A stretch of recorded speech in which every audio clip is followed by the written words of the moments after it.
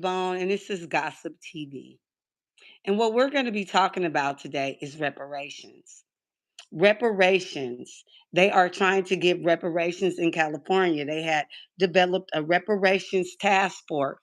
Gavin Newsom developed a reparation task force for California. And people want reparations and cash payments. And what they have done now is they have developed a reparations calculator. And in order to get reparations, you have to qualify. You have to be at least, and then San Francisco also is giving out reparations on its own accord. And San Francisco has its own rules. Now, to be qualified, you must be descendant of a slave. I think it's from 1890 to the 1900s. I'm not really sure of the number count, but I'm gonna find out for you really quick. And yeah, so they said 3 months ago that the reparations payments is gonna be approved, right? This is fair use, but it wasn't. So they saying that reparations for a descendant of slaves um, is gonna happen. I don't know if it's gonna be in a cash payment, but they saying that they owe us trillions and trillions of dollars. And I would like to play this clip under fair use.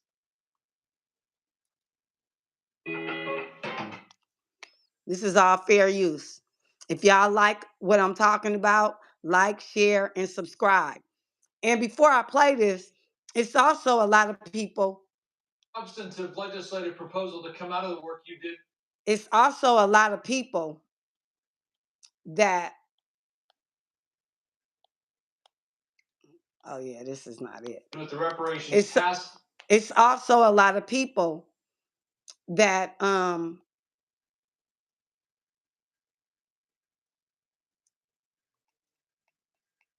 that's against it. So it's a lot of people that don't even want black people to get reparations. It's a lot of black people that don't want black people to get reparations either. It's a lot of black people against reparations. But I have a message for you black people that don't want your reparations. If you don't want yours, you can give yours to me. Because it's a saying that if you don't want your blessings, I'll take them. And that's how I feel about the people that don't want their reparations. Because you don't have to want yours, but I'll take it. I have plenty of things I can do with your money if you don't want it in the black community. I don't know. Are we getting closer to getting reparations? Because 13 GOP House of Representative members came up with this act called No Bailout for Reparations. Now, of course, this is under fair use. There's a lot of conversation going on about giving American descendants of slavery reparations, cash money, among a lot of other things, right? Well, a representative from Texas by the name of Brian Babin, he decided to start this bill, and a lot of other ones came on board. Now, he says this about his bill. American taxpayers shouldn't be forced to pay for radical race-based reparation payments to please the woke left. Now, of course, y'all know we've been. So, y'all know we've been using the word woke a lot. Matter of fact, I wrote a song about woke. I woke up and went back to sleep. I don't give a fuck. This shit is deep. Y'all go listen to it. Because y'all think I'm mumbling, but I'm not mumbling. I'm saying something. Okay? So they got this thing. It's actually a reparations calculator that they came up with. I can't find it. But they got a lot of debates over reparations. Reparations comes, they saying like, if you went to jail, if you was redlined, if you had any type of prejudice encounters or any of that kind of stuff, and you lived in California for over, I think, 5-10 years, you're eligible for reparations in San Francisco if everybody go by the San Francisco rules. Your descendants is also eligible. Let me see. His finger at Pearson, who is being pushed back. I saw no bumping. Security put their hand on the back, which knocked me forward, and I can't remember. There's a photographer when you look. Okay, that wasn't what I'm looking for. So, I'm gonna show y'all under fair use a little history of reparations, and maybe y'all can understand a little bit about why Black people are asking for reparations and why reparations are important. So here we are. And I hope you guys enjoy the content.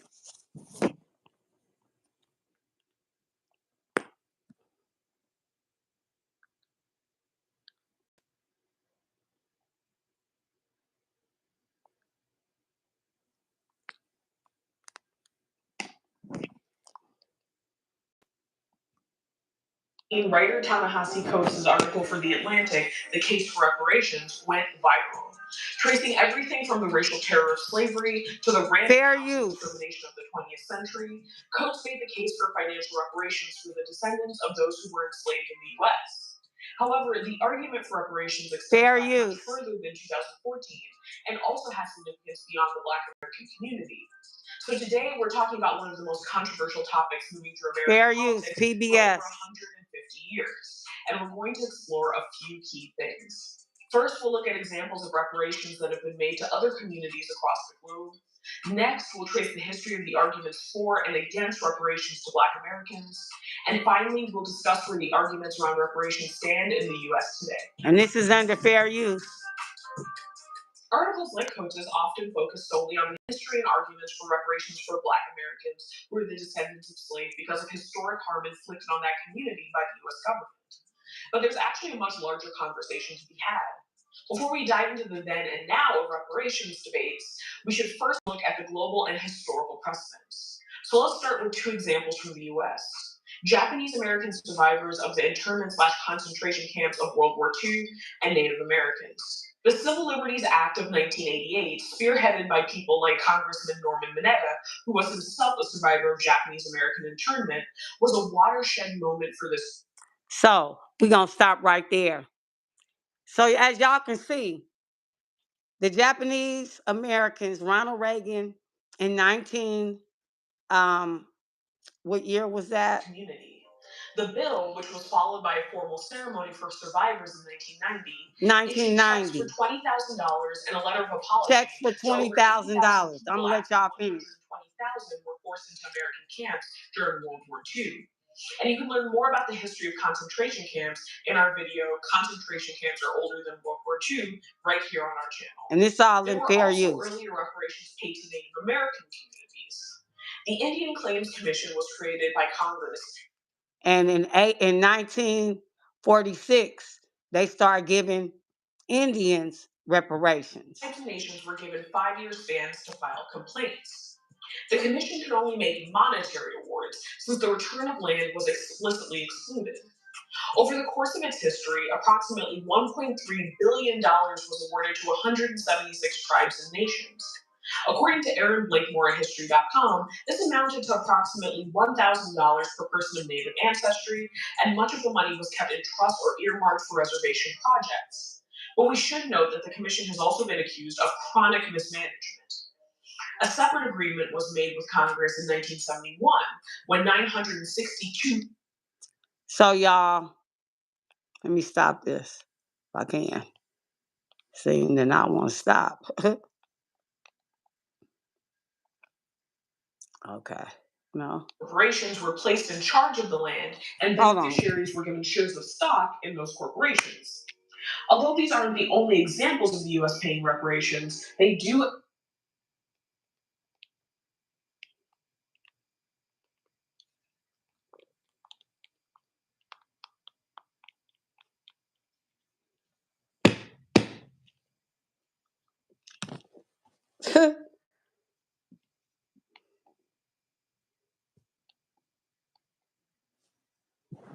I'm sorry, y'all. My TV went haywire.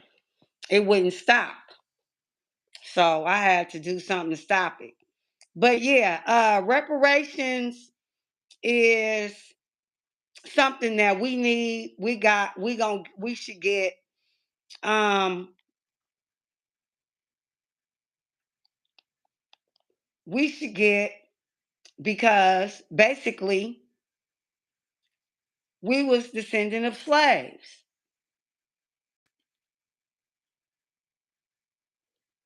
Okay? And we lived in places like plantations and stuff. This is another Fair Use Act.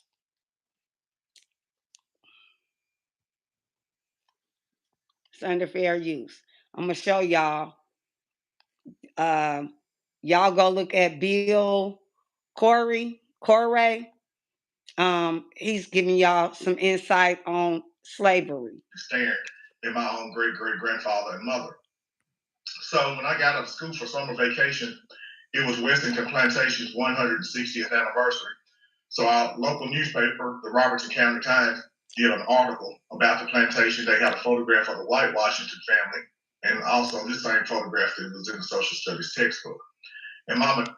So right there, we stayed in places like plantations, and we did hard slave work. We couldn't vote. Like I said, they did redlining. It's still happening today. They have modern day doing whatever they was doing back then. They still doing it in a different way. You know, incarcerating our black men, and not letting black people be able to buy houses and stuff like that. That right there is why we need reparations. I'm gonna go back on here again, and I'm gonna see if I can find the reparations calculator. They have a reparations calculator that they have came up with.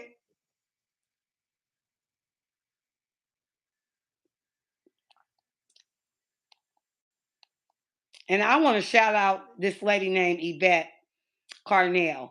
Yvette Carnell really has been breaking it down on reparations. I really, really appreciate her for doing that. It's a lot of people that is not going to get on a platform and talk about this. So I'm on my platform talking about it because I care about it. Okay? So this is another thing that says New York state lawmakers urge government hawkos to sign slavery. Okay? So I'm going to show y'all that, and this is in fair use, and y'all can get this from Wendy TV News. Okay? All right. Here we go. Extra mile. I was trying to show y'all my thing went haywire. I'll go back to it though. It went haywire when I'm trying to give y'all some information about reparations. Legislative session in Albany, and lawmakers passed a bill to consider reparations for slavery. Today, Fair WENY use. Capitol correspondent Elise Klein breaks down the bill and talks to state lawmakers about where they see it heading. She joins us live tonight from Albany. Good evening, Elise. Good evening, Renata. This legislation passed in both houses in the most recent legislative session here in Albany, and it now awaits Governor Kathy Hochul's review. Some New York State lawmakers tell me today this bill could go a long way in helping to address racial disparities. Some New York State lawmakers are hoping Governor Kathy Hochul will sign legislation that would establish a commission on reparations remedies Fair use. for slavery before the end of the year. An American dream. If you try hard, keep your nose clean, work hard, all of these things, you too can make it in this great place. That for the African American population is not the case. Senator Sanders. I want to stop it right there. Because everybody in America, black, white, we think that when you're in America, you could just do everything correctly and everything gonna be okay. If you do this right, if you do that right, if you do that right, and if you do that right, and have all your ducks in order and all your dots, your periods and your commas and your T's crossed, you're told in America that you can be anything anybody else is. But that's not true for black people. It really isn't. We get railroaded even with our music, like our masters, for instance, our intellectual property, our content. Just like now, I'm doing this content right now, but it's on YouTube. We don't own our own platforms. And if we did own our own platforms, people would not support them the way they support these big machines because the big machines have the big money behind it. And if you got money behind it, then you're going to support it. But if there's no money behind it, then people talking about, oh, that's low budget, it ain't no money. They're not looking at the fact that this person may not have the budget that the machine has, but they're still trying to accomplish the same thing. You know what I'm saying? And it's hard out there to accomplish the same thing if you don't have the same opportunities and the same kind of money that these other people have. And it's hard to buy a house if your credit is bad and you have a bad record and you've been in jail all your life and you can't even be there to teach your kids how to do this because you've been out in the street trying to hustle to make another dollar just for the same people, to come take your money that you did make, and you got to fight for legal representation and all that type of stuff. So you still paying, you still in slavery. You still in slavery, no matter how hard you try to get out of the slavery. You still there because you can't get out because you're redlined. You know what I'm saying? The rules don't work for you. If you get stopped, you going to jail. If you go in a store and you can have a pocket full of money and they accuse you of stealing something when the other nationality could be in there tearing their ass up. But they ain't finna take them to jail. They gonna give them a slap on the wrist. But a black person will go to jail for a year for stealing a orange. I remember somebody went to jail for some years for eating a grape in a grocery store a long time ago. Yes, so it's really bad for us. And some, I would say, it's some black people that get white people privilege and white people like them, and so they get over. But you're still a slave. You're just a house nigga, and allegedly, and all in fair use. And I hope I don't get striked for saying that because I don't know their rules. You know what I'm saying? But I don't know what you can say and what you can't say.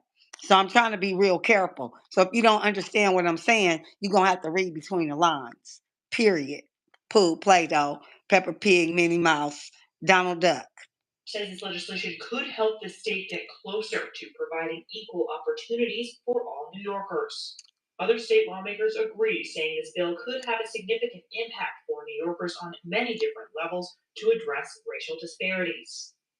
When we're talking about how we can begin the healing process and provide remedies for communities, especially communities of color, Black communities that have been systematically impacted by and shout racism out to and Wendy inequality. News. This All really under fair is an use. opportunity just to have a conversation. The Yeah, legislation went fair to use, committee just to last have a week within 6 conversation. months of its establishment and begin deliberations. Then, within 1 year of their first meeting, the commission is required to deliver a report. Professor Henry Taylor from the State University of New York at Buffalo says the findings from the commission will reveal more than just New York's role in the institution of slavery. It will provide. So basically, we've been enslaved for so long, y'all, that a lot of people's minds is still enslaved. They don't even know, like, that they enslaved. And so that's why they calling people woke now. It's a lot of youngsters that their mind is not enslaved anymore because everybody is like learning about their history and stuff. So they calling it woke. Deeper insights into the all under fair use. The exploitation of blacks, both in terms of workers as well as the places that they live, have continued. So, say for instance, I'm gonna put him back on, but I just wanted to bring up a point. So, all these rappers and everything, right? You think they rich, right? But they not. They just got a deal, a record deal. And the deal is we're gonna let you have this and let you have that, and you're gonna pay us back and owe us all the money. So it's no different from when we was in slavery and they said, okay, we free now. But then the master said, well, if you work still for my plantation, then uh, after you finish working, then I'll give you some land. So it's the same thing. After you finish working, they'll give you this, but after you finish paying me back, then I'll give you what you need. Across time. Some lawmakers tell me today they are hopeful that Governor Hochul will sign.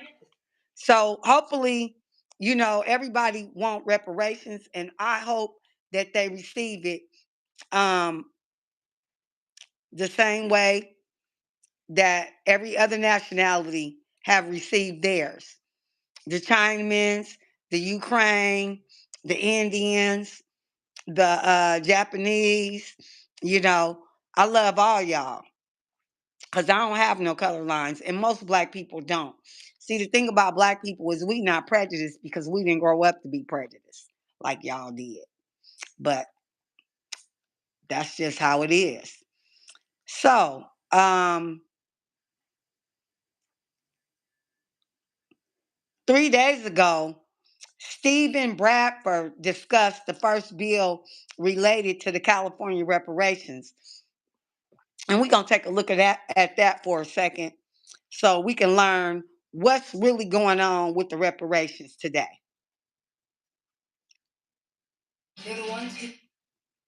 Okay?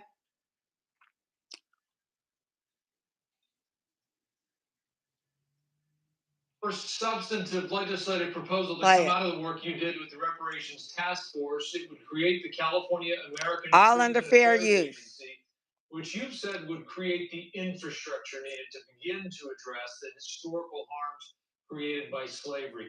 What's your vision for how this is Gossip TV under fair use? How much will it cost to stand up? I mean, it's early. I mean, that's the discussion that we'll be having. That's why we introduced the bill now. So we'll have till the end of the year to work on those details. The Legislative Black Caucus as a unit will come together and collaborate on all those parts that need to happen. But, you need to have some governmental agency. Like, share, and subscribe, y'all. Like, share, and subscribe. So this is the starting point. So to say how big it is, we don't know, and what it will cost, we're really early in this. We'll figure that out as we move along. Obviously, the legislation won't be up for a vote until next year. It's too early to talk about whether you have the votes to get it passed, but in talking to your fellow legislators and the governor, what's your sense of how they feel about creating the Freedmen Affairs Agency? I mean, again, it's early. We're going to test the waters on all of this. I mean, that was one of the key recommendations in the task force final report, that there needs to be some governmental agency or department that will oversee this. And it might be incorporated into a department that already exists. I mean, moving this legislation along will help us determine the best fit and the best way to, stand this up and move forward and providing reparations for the people who are qualified. You could have gone after a specific dollar figure payout or a specific benefit for Black Californians harmed by slavery. You chose not to at this point. Why? I mean, again, we're still early. I mean, and again, reparations was never about a check. I mean, yes, the wealth gap between Black families and one. See, he's trying to make it not be about a check. Black people do want it to be a check. We want our 40 acres and our mule and a check with it. In America is $360,000. So that would be my starting point if there was going to be a number. But again, we're early in this process, and it's 1,100 pages of information that individuals are going to need. We're not early in this process. This process has been going on for years, since the 1800s, since we was in slavery, since Lincoln gave us our 40 acres and our meal, and the other president took it back, President Johnson. This has been going on. So y'all try to act like this is brand new. This ain't no brand new. This is just started back up. It's not brand new. Digest and understand what's there, legislators as well as the public. So that's what we want to do. That's why we're starting the process. And they really don't care about what the public think, because if they cared about what the public think, they would be talking about checks, because that's what the public think. Now to have that discussion, and it might be where folks say, "Hey, let's have a check," but right now that's not what we're proposing. Yeah, well, that's too bad. You consistently said this reparations process is not just cash payments, but are you concerned that the state's financial situation, including a budget deficit? Okay, so they always bringing up something else about the economy. The economy didn't have no problem when they gave that money to Ukraine. The economy didn't have no problem when they gave their money to India. The economy didn't have no problem when they gave it to Japan. Economy didn't have no problem when it's time to come up with some money to do something. So the economy could come up with some money just like it's been coming up with money. Impact the ability to fund any reparations programs, whether they might be cash payments or healthcare or tax relief. We need all that. Cash payments, health care, stop taking our brothers to jail, stop making our brothers be girls and act like women, all that. Give us our reparations, give us our music back. We run the world. Or Black Californians who would be eligible. And it's all under fair use. The budget, it's definitely got to be at the forefront of all the discussions. We have to be mindful of that and considerate of that. Yes, you can't stand up a agency or a department or if there's no money there. So we're going to be mindful of that, and we're going to help even if we have to develop ways to raise those funds. The government will look at those as well. So they already know where they can get this money from. They already know. So another thing under fair use I want to make y'all look at. This is called, can reparations solve racial wealth gap? That's what I want y'all to see. Isabel, get out of the car. You can't tell me what to do. Yeah, no, you can't. Okay, I'm sorry.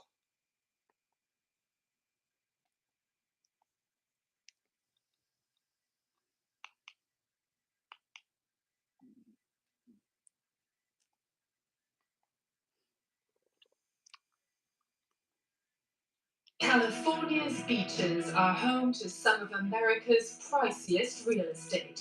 The American dream. A nice place to call your own, raise a family, and perhaps all under fair use. You can pass on to your children. And yet, in the United States of today, whether that dream comes true still largely depends on the color of your skin. On average, white families have almost 8 times as much wealth as Black families do. I want to go back. Skin. On average, white families have almost 8 times as much wealth as Black families do. I wanted y'all to see the bottom. That's burning. The racial wealth gap. That gap keeps getting worse. But where did it start?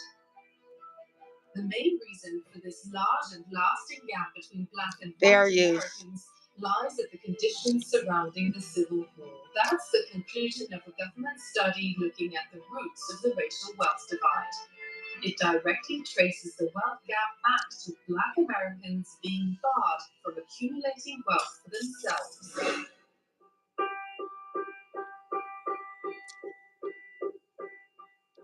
Period. But it didn't have to be that way.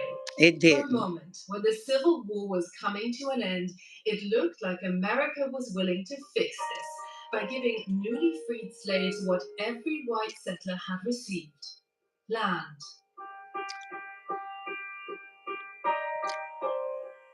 The pro-slavery South was almost defeated, and Union General William T. Sherman issued his famous Field Order Number 15.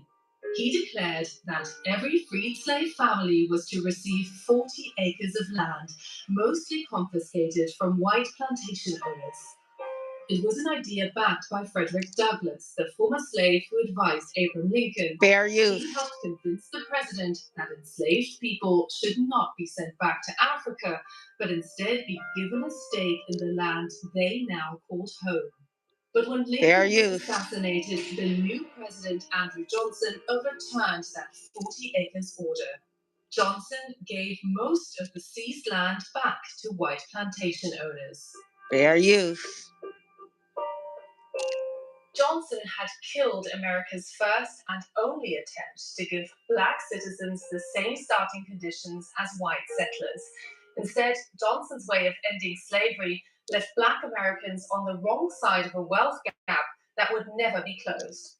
And then, In 1976, Frederick Douglass decried this as a fundamental flaw in how America's enslaved were set free.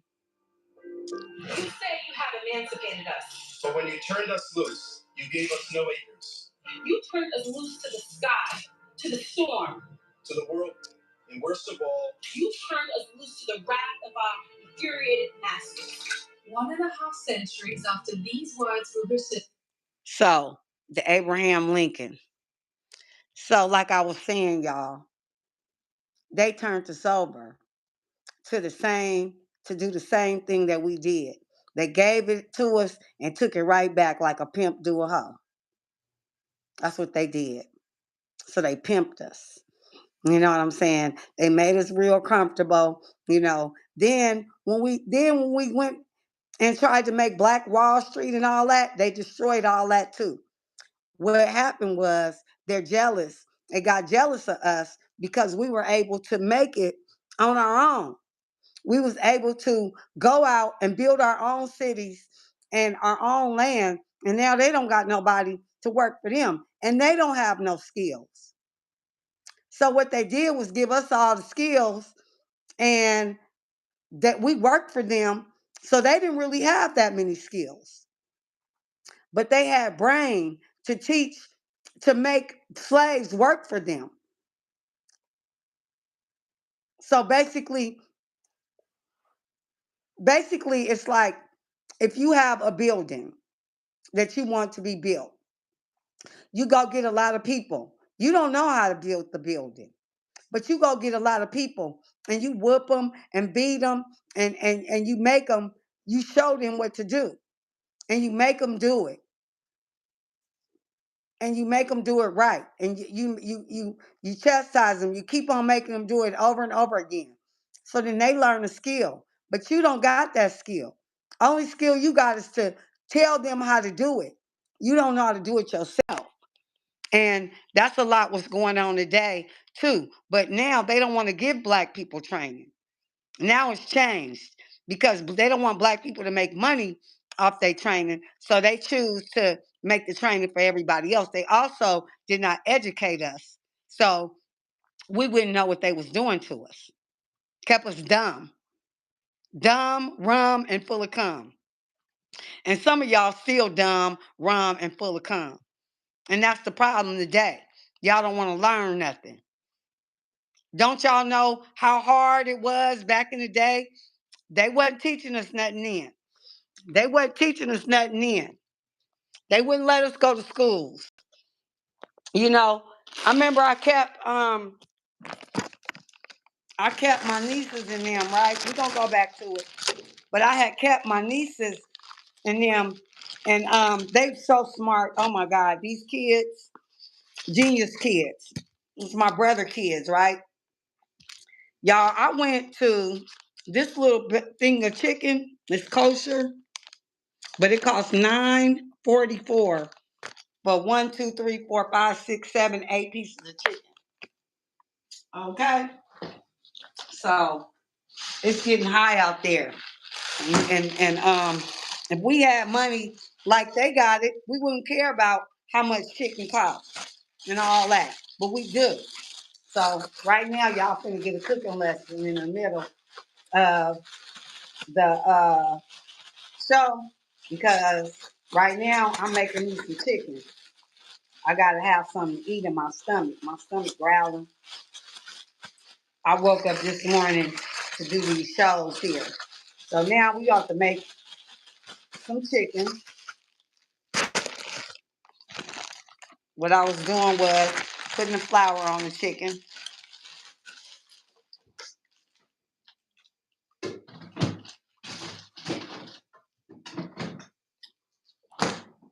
Yep.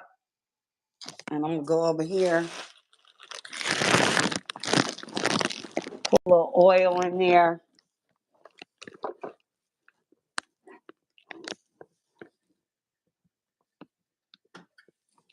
Okay. And take the chicken out up here. Y'all wanna see it? You got one piece. Y'all can see. Put the chicken in there. And turn the fryer on.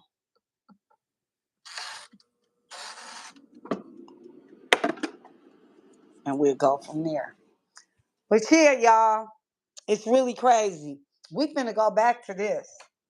I gotta take my slushy out so we can so I can eat it.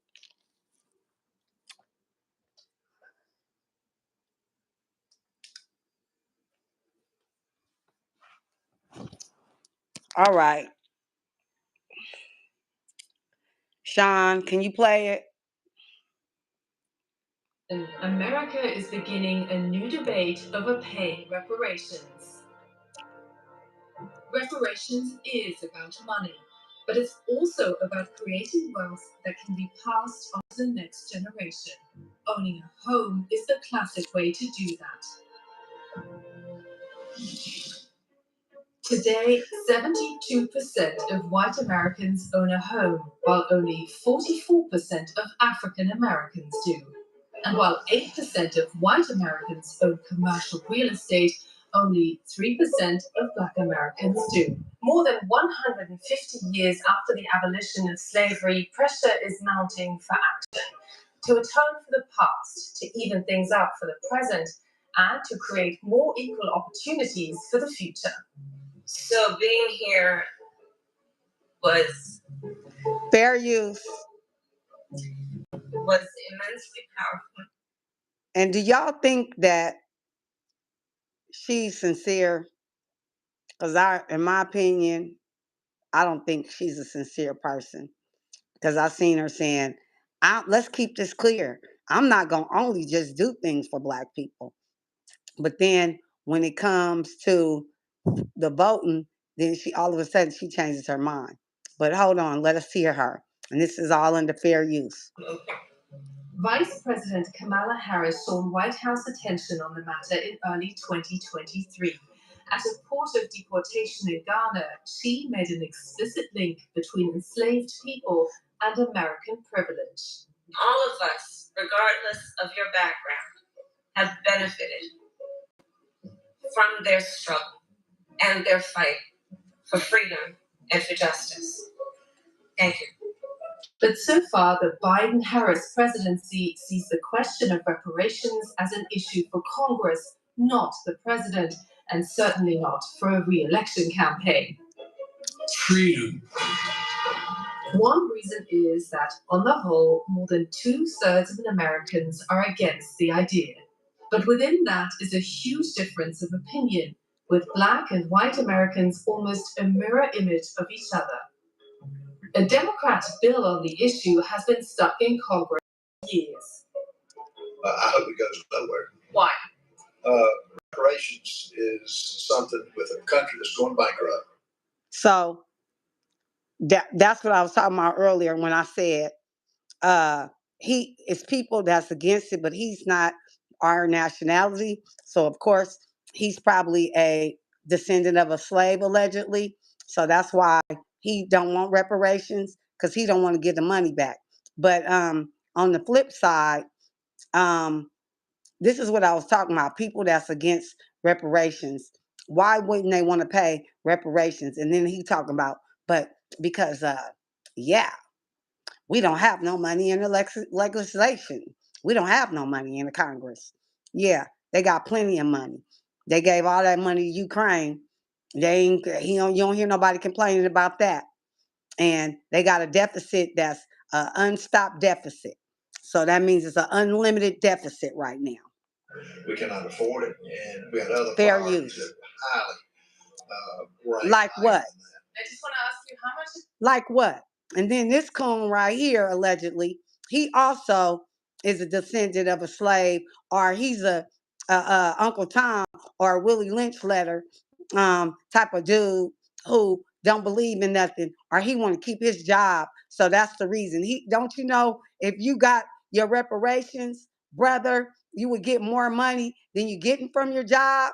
For political priorities, the whole question of reparations. He the reason why affirmative action, we don't got that no more. Him and Clarence Thompson. You know what I'm saying? Allegedly. It's not. Why not? Because you have a situation in our country now where Black people in America have many pathways to success, and it isn't just by giving direct money. The second part is, as a nation, we don't have a lot of money. With no chance of a nationwide approach anytime soon, some individual communities have decided to act. I traveled across the country to meet those determined to repair at least some of the economic divide between black and white. It's here in California, the home of Tinseltown, where America will decide for the first time whether reparations will become reality or remain fiction for an entire state. There are too many options. How do we decide? So y'all, what y'all think? Do y'all think we need reparations? Or not? Hold on. Let me go back.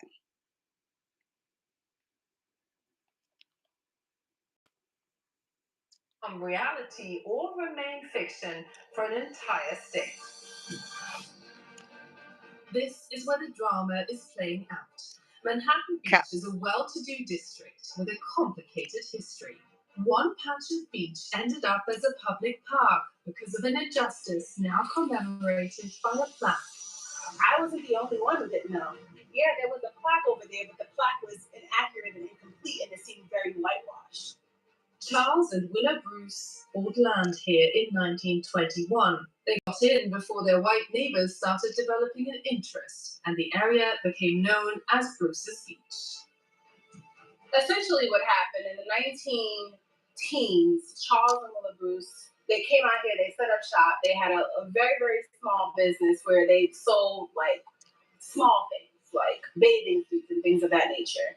And then once they earned enough money, they bought another plot of land and ultimately turned their land into what is called Bruce's Beach Resort. They provided a safe space for Black people. And so what happened is Black people started buying property. All under fair What use. is now Bruce's Beach Park. And when the white resident. So let me interject. So basically, it was some Black people who, because Black people couldn't go on the beach, white people could only go on the beach. And because Black people wanted to enjoy the beach too, they came in and created the kind, where they can go to the beach, right? White people wasn't there. But when white people start moving in, they took over, and the city ended up taking over these people property. They gave the people the property back, but the people, the incentives, they end up selling it right back to them. So I'm gonna just tell y'all that story. I want to find out where the reparations calculator is. That's what I want to find out. Here it is right here. Okay. So you guys, this is under fair use, under Black excellence, excellence, Black excellence, excellence. Okay. So shout out to Black excellence, Black excellence. This was just put out yesterday. I'm gonna give y'all. I want y'all to see this. It's very interesting, basically.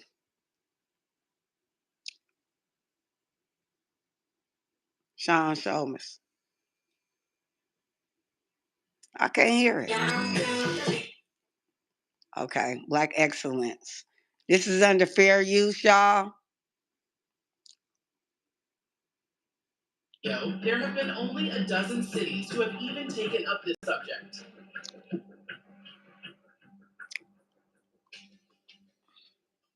The idea of the calculator of repair slavery has been around since 1865. After the Civil War, Union leaders concluded that each Black family should receive 40 acres, and some families were to receive mules left over from the war. President Andrew Johnson, however, reversed the order and returned the land back to former slave owners. Without question, reparation packages for Black Americans should be designed, legalized, and distributed at the federal level. The United States Congress has a moral and legal obligation to provide reparations for the enslavement of Africans and its lasting effects.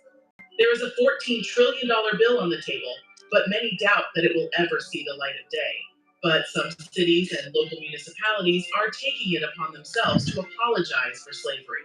Some cities and local municipalities are being proactive and progressive, making amends for both the local and federal government's role in denying wealth-building opportunities for Black people. And yet, there are other cities who are forming committees and task forces to determine how a reparations program can be funded and implemented. Here are 3 governments that are pioneering paths and making significant progress in providing reparation packages to their Black citizens. We want to spend a little time describing their proposals, since these are likely to become national models that your city or state could adopt. Number 1, the state of California. This is all under fair use. Some very bold steps. They have formed the first state-appointed task force. Go California! How a state could make reparations to African Americans hurt by slavery. And they have even gone as far as to design an online calculator to help determine what a reparation payout would look like. Number 2, the city of Evanston, Illinois. The city of Evanston, Illinois has already approved their reparations program. Go Illinois, Chicago. To help reverse some of the damage caused by discriminatory housing policies and practices. Their program is believed to be the first of its kind in the U.S. and is a potential national model to help Black Americans build wealth through home ownership. Number 3, the city of San Francisco. Fair use. San Francisco. Go Bay Area. Bay Area. In lump sum payments of $5 million. But it's just a proposal for now with a list of qualifications where you must meet 2 of the 8 criteria to be eligible. But first, let's discuss how reparations are calculated. If your city or state follows the framework of the California Reparations Task Force, you may be provided with an online calculator to help you estimate the amount of reparations that you qualify for. This calculator uses certain criteria to determine the amount that you have lost due to generations and decades of systemic racism. Here are the 5 criteria that California is factoring in. Health harm. This is derived from the difference in life expectancy between Black and white residents. For example, in California, whites live 7.6 years longer than Blacks, and therefore, this loss of time will be compensated for. Mass incarceration and over-policing. This is derived from average salary for a state employee because incarcerated individuals were forced to provide unpaid labor for the state, plus loss of freedom compensation. The time frame corresponds to the National War on Drugs. Housing discrimination. This is derived from the homeownership wealth gap from state. So I want to talk about the war on drugs because I'm from the Bay Area, right? And it was a massive war on drugs there. I'm talking about people who was rich and lived on the hill that was riding Rolls Royces is now on the corner begging for a hit of crack. That epidemic was really, really terrible.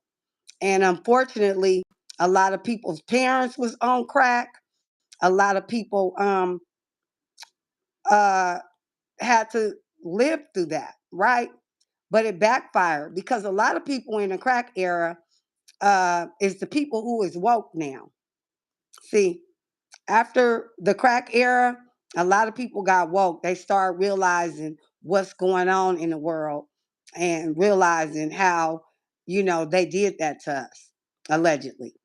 So, what history say, right? So, that's the reason why a lot of people, they tried to really get out and make it, and really youngsters really tried to go, be famous and go to Hollywood. And I mean, it's a lot of people from the Bay Area moved from the Bay Area to Hollywood. It's a group of people that moved to Hollywood because their parents was on drugs and they just wanted better. They just wanted better for their life. And they did better. Trust me. A lot of people, I know a handful of people that did better, a lot better, and they still doing good. And they raising their kids in a different way. And they're ashamed of their past. But it's nothing to be ashamed of. It's nothing to be ashamed of because your parents didn't do that to themselves. It was a system placed. Facilitated discriminatory redlining, unfair zoning, and prejudicial home lending practices. Devaluation of businesses. This is estimated. So the home value, people still, it's a lot of Black people that still cannot afford to buy a house. It's very hard. That's because of the credit, the money, the thinking process. People don't even know what to do and how to do it. You know, it's because of the uneducation that we had in our society. From missed opportunities and wealth built through Black business establishments and the potential business profits. Unjust property takings. The task force highlighted several instances of And people online teasing people, talking about and all this is going on. That's why I got mad, and that's why I left. For the person, I hope you listening in too. That's why I said what I said about them two guys, them two people who disrespect Black women, because we don't have no time to be disrespecting Black women. It's the time to stick together now. It ain't the time to be going against and disrespecting nobody. We've been through a lot in life. That ain't the time. That's old school. Me Too movement. You know what I could do to a person disrespecting a woman these days? Yeah. But I don't want to do that to my Black men. But they chose to do that to me. eminent domain and unjust taking. But at the time of this video, the task force was not provided enough data to provide a specific calculation.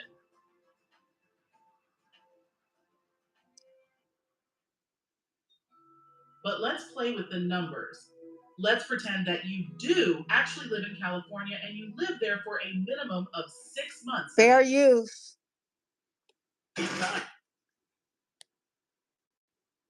Yeah, this is all under fair use.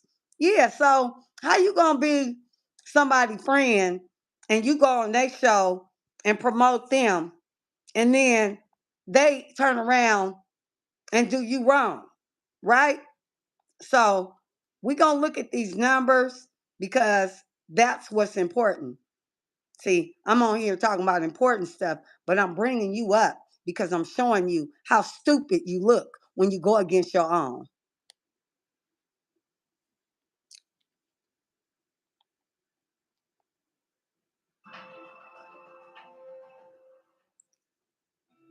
But let's play with the numbers.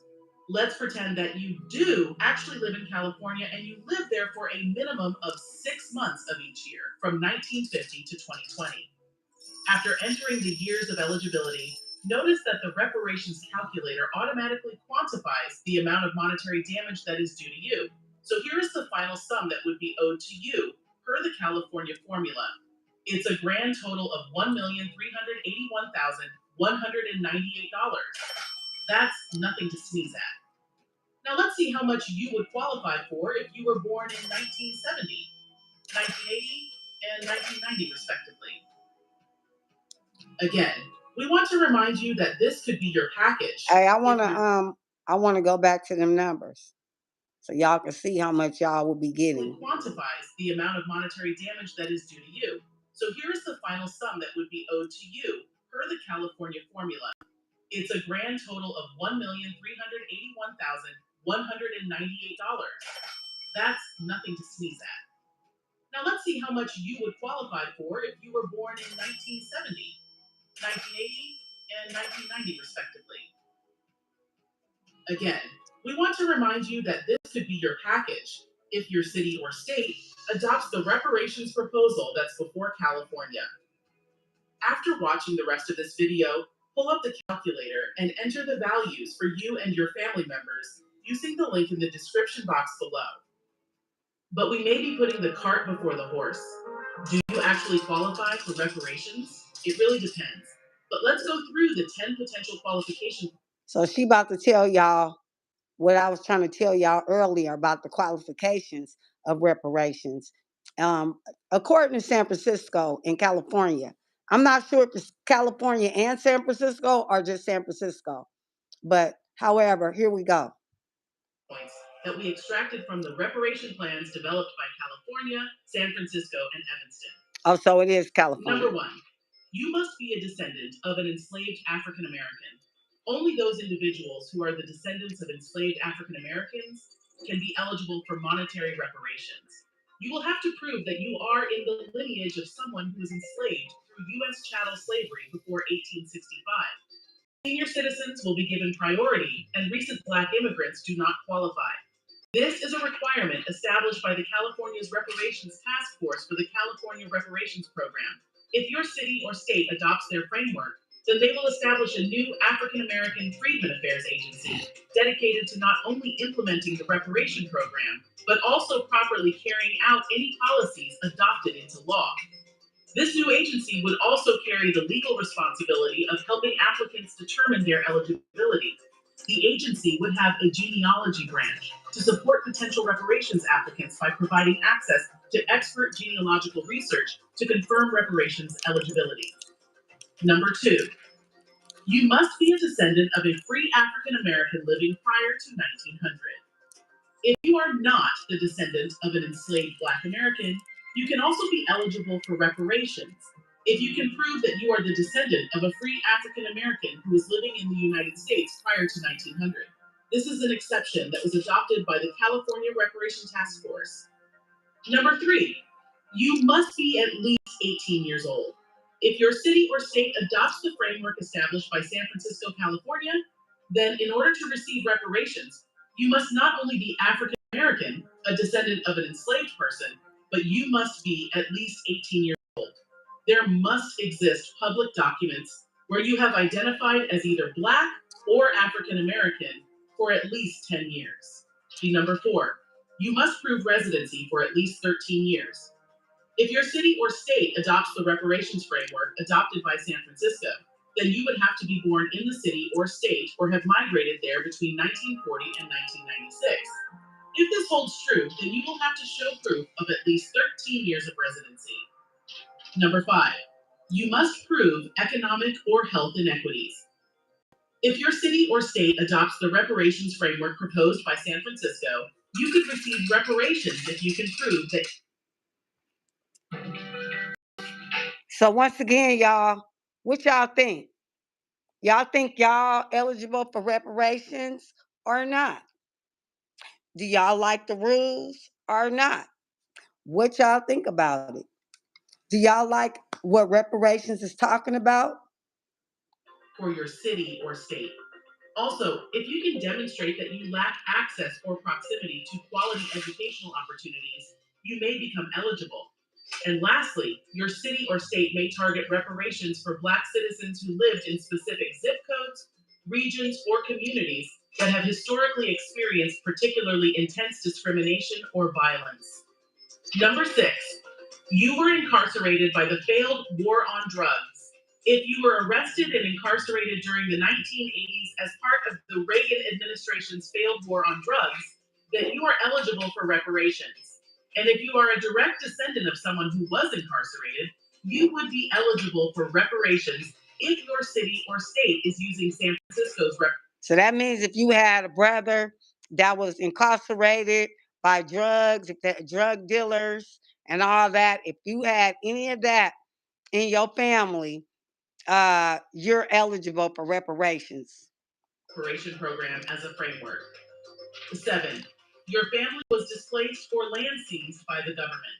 If your city or state were to follow the San Francisco framework, thousands of Black families would receive reparations if they lost their homes, land, farms, and businesses due to the local and federal government claiming their property under the power of eminent domain. You would also qualify if your family suffered from environmental injustices after corporations moved their refineries, landfills, and power plants in close proximity of Black neighborhoods, bringing in contaminated water, toxic chemicals, and air pollution. San Francisco also recognizes the structural racism where the local municipalities deliberately built interstates and highways that ran through the middle of thriving Black enclaves and business centers. It's all under fair use. Gossip TV. Cultural, economic, environmental, political, and educational for generations. Your city or state like San Francisco may seek to compensate any family that suffered damage to their pathway to build generational wealth, secure stable housing, and live freely and healthy.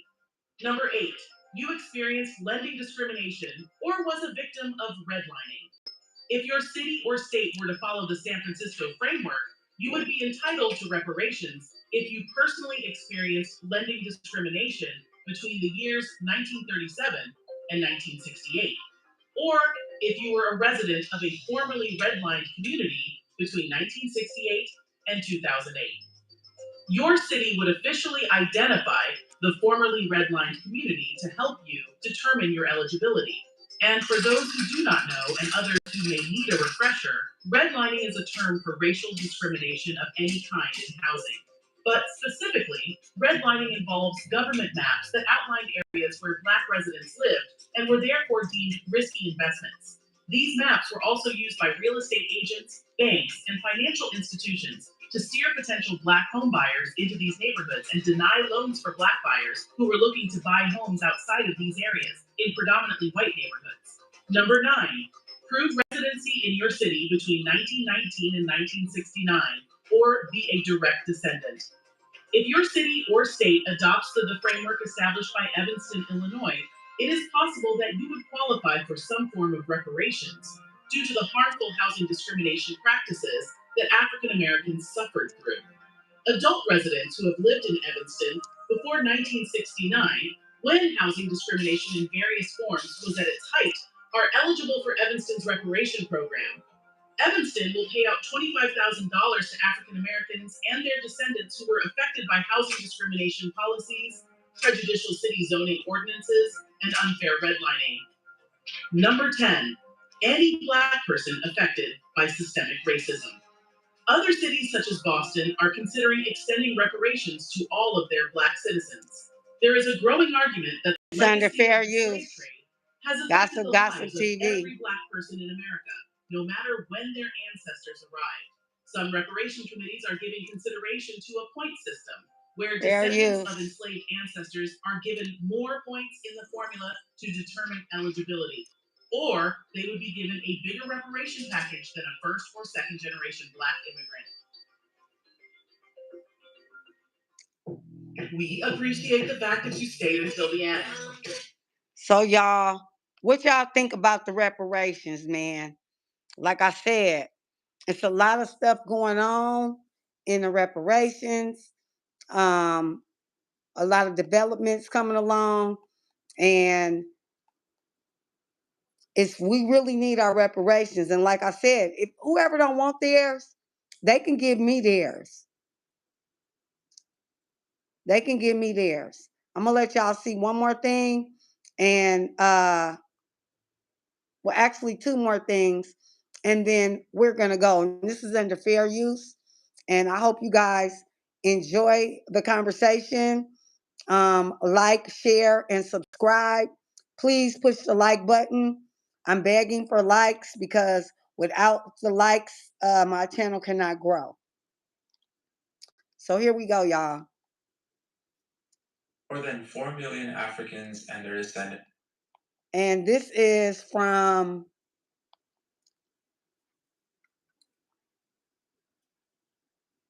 Cal Matters. Okay?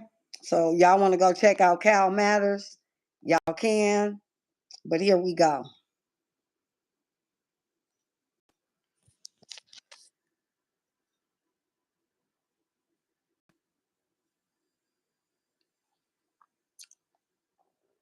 Million Africans and their descendants were enslaved throughout the United States. While California joined the Union in 1850 as a state free of slavery, it enforced the Federal Fugitive Slave Act, which mandated that government officials and ordinary white citizens help slaveholders recapture people who escaped.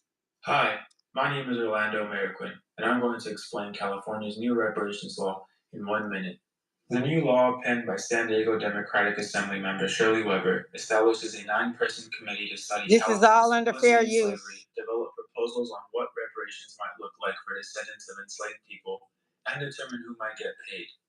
Reparations can take many forms. It could be direct cash payments or subsidized education and healthcare, or assistance for down payments on housing. The new law won the support of a large coalition of social justice groups, but in the state legislature, support fell along party lines. Most Republican lawmakers voted against the bill, arguing reparations is a federal issue and that state money should not be used to study it. Some reparations scholars also have reservations about the new law, arguing that the magnitude of what needs to be repaid can be achieved only at the federal level. But Governor Gavin Newsom said, quote, "This is not just about California. This is about making an impact and a dent across the rest of the country." To learn more about other new laws taking effect in 20... So y'all, that was Cal Matters. So also, I want to show y'all California studies reparations for the Black residents who is descendants. This is 2 minutes, and then we're going to go.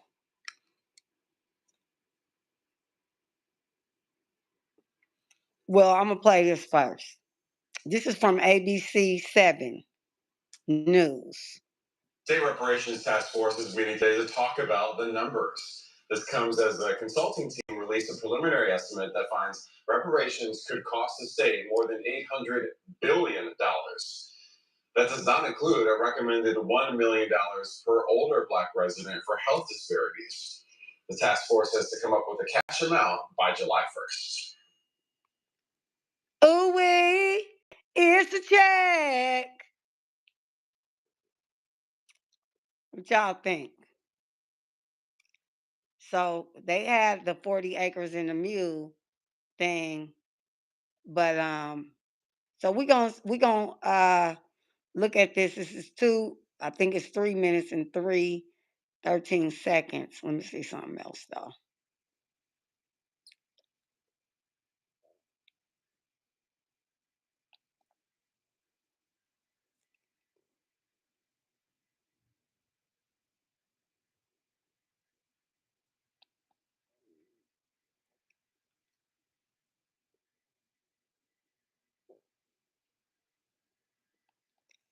So this is 28 seconds, and I want to show y'all this.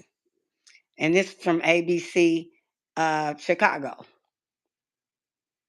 California State Task Force has approved recommendations on reparations for Black residents for discriminatory policies going back generations. The 9-member committee Fair met use. last night, and they gave a detailed account of historical discriminations in area of housing, voting rights, policing, and education. Their recommendations now go to state lawmakers for consideration. Watch breaking news on YouTube. Subscribe to ABC. So yeah, y'all, that was that. It's a lot going on with these reparations, and we as a community group, we're not sticking together, and they got a lot of energy on everything else, but I don't see nobody with no energy for this reparations, and my energy is for the reparations. And that's all. I'm pushing for reparations. So They're pushing for reparations in California. Take significant steps forward, okay? And this is ABC News, and it's about 6 minutes. I might not go through the whole 6 minutes. 6 minutes, 6 minutes, 6 minutes, Doug Fresh, your own. Uh, uh, um, uh, uh, um, uh, uh, uh, uh, uh, uh, uh, um, oh, oh my God. Is it real? Oh my God. Here we go. Come on. Here we go. Dougie Fresh on. 6 minutes. 6 minutes. 6 minutes. Dougie Fresh on. Years of work studying and developing reparations proposals for Black Californians with lineage to Black people enslaved in the U.S. That final report was sweeping, more than 1,000 pages, but the report merely contained recommendations. It still takes an act of the legislature to make any of what's in that document a reality. Well, today, Senator Stephen Bradford of Southern California took the next step to making reparations happen here in California. He joins us live now via Zoom from his office in Sacramento. Senator Bradford, we appreciate your time. Thanks for being here. Thanks for having me. Of course. The amendment you introduced today to SB 490 is the first step in making reparations happen here in California. It's important to note, though, the bill won't. Y'all remember SB 490. I think we need to send an early indication of what reparations needs to be, but more importantly, set up the infrastructure, regardless of what we decide that final program or payment might look like. You need infrastructure to implement the programs, and this is what this bill does. It gives the foundation, it gives us structure, and it was one of the number one recommendations of creating a Freedmen Affairs agency to implement those programs. So this is what it does. It pretty much is the framework to move forward. Yeah, certainly getting the ball rolling there with proposing the creation of the Freedmen Affairs Agency. What do you hope that agency will accomplish? You mentioned creating the framework to making reparations happen. I'm hoping it's going to be the tool, and I'm not hoping it has to be the tool for implementation, regardless of what those reparations look like at the end. You need infrastructure. You need an agency, and this agency will oversee that. It will help also identify those men and women who are direct descendants of chattel slavery here in this country and help them qualify for the reparations, and putting structure to the various programs that we hope to implement, whether it's continued education, whether it's healthcare, whether it's child care, you name it. You're going to need an agency to oversee this. So we look for it to, like I say, to be the foundation for moving forward for California's reparations program. And we have on the screen right here some of the things that the Freedmen Affairs Agency would oversee. As you mentioned, everything from establishing that genealogy to distributing business grants, facilitating employment training, processing direct compensation payments, if that is to happen. But as you noted, some components of the office would still need some additional legislative support. And so do you plan on, I imagine at the start of the next legislative cycle, introducing some additional bills to build out some more of the framework of which you all outlined in that final report by the California Reparations Task Force? It's going to require numerous bills, not just by myself, but my colleagues of Black Caucus and hopefully our non-African American allies as well, to truly stand up this agency and the programs that need to come from it. So this is just the very first step. Again, I see a half a dozen to a dozen more bills in the various categories that we're talking about, making it part of reparations. So again, an education component, a healthcare component, a home buying component, you name it, we're going to have those various bills that deal with those areas specifically. So again, this just provides us the foundation, the framework to go forward. As you noted at the top of the interview here, you said that you creating, or at least amending SB 490 right now is sending out an early indication of what you plan to do. As you introduce, or perhaps your colleagues as well, introduce a number of bills to make reparations a reality here in California. And you also said that you hope that that support isn't just contained to the Black Caucus there in Sacramento. Have you received any early support from your colleagues in the Senate, perhaps in the House as well, to signify that they are willing to work with you? They are interested in making this happen. There's been great interest expressed by our colleagues, but again, without seeing anything specific. I can't just identify individuals on a specific issue, but overall reparations, there's been a open willingness to discuss what that might look like in the future. And I have to admit, there has been some pushback as well. I mean, it's some folks who still haven't wrapped their arms around it. That's why I'm encouraging my colleagues during this break over the next 3 months to read the report, not only the interim report, but the final report, because it speaks to why this is old, why this is due, why this is so important. And I think it helps give folks a little bit more comfort if you know the true story of American history as well as California's history as it relates to slavery here in this country. Yeah, you're certainly giving folks some food for thought as you all head into the legislative break soon. In that statement, though, earlier that you released today announcing the legislation, I want to read you a quote here that you gave in that statement. It says, over our history, this land and nation have benefited from 250 years of wage theft through slavery. Just as my colleagues support those bills relating to wage theft, they should also support reparations-related legislation. Reparations are not a gift. They're not a handout or charity, but they are what was promised, owed, and overdue. What more needs to be done to make the case to your legislative colleagues who you're saying that you're getting pushback from, and also the average Californian who perhaps might not buy into California should be behind reparations? Read the story, know the history. Again, I say if you can inherit generational wealth, you can inherit generational debt. This is a debt that is owed by descendants of chattel slavery, not only in California, but across this nation. And it's important to know the story. And what we have done for so long in America is whitewash our story. It is often said there are stories that made America, and then there's stories that America has made up. Much of what we teach in our school is stories that America has made up.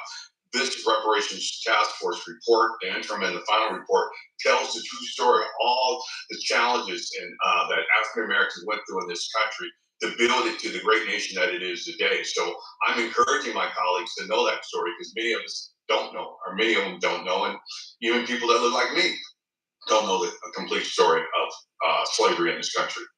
All right, California Senator Stephen Bradford, we really appreciate your time. So y'all, like I was saying before, it's real. And y'all keep that same energy when it comes to reparations. Let's vote for reparations. What he just said, the P3, the SP 43, we need to pay attention to that. Pay attention to these bills that's coming on. We need to do everything that we need to do, right? The reason why we need to do this is because it's very important to keep the same energy with reparations, something that happened years ago to our people, to our ancestors, something we deserve. It's still happening to us. People are still going to jail. People still getting redlined.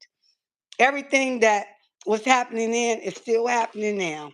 They're doing it in a more modern way, but it's still going down. And the only way that we can change this, if we keep that energy, they distract us with all that bull crap that they distract us with, turning us against each other. And we going against each other. We laughing. We acting like a baby. We acting like a man acting like a woman instead of a man. That's what we showing our kids. We showing our kids disrespect. You know, if your kids see you disrespecting a woman, then they gonna know that that's cool. They gonna think that it's cool for them to disrespect a woman. It ain't cool to disrespect no woman. Okay? It ain't cool now, and it ain't never been cool. I'm coming outside so I can see what the weather looking like out here. It look cold, but it's hot. It's hot.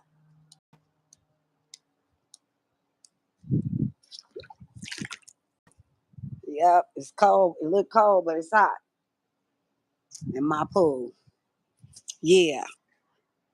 So y'all, we out of here.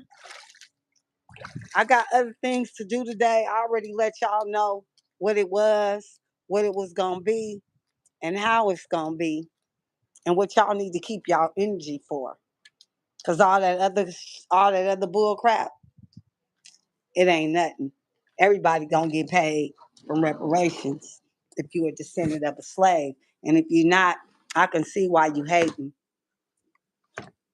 because you degrading. But on that note, I'm gone, y'all. I hope y'all enjoyed the show. Like I said, like, comment, and subscribe. And have a great day. And remember, keep that same energy up and whatever else you had energy with reparations. Peace.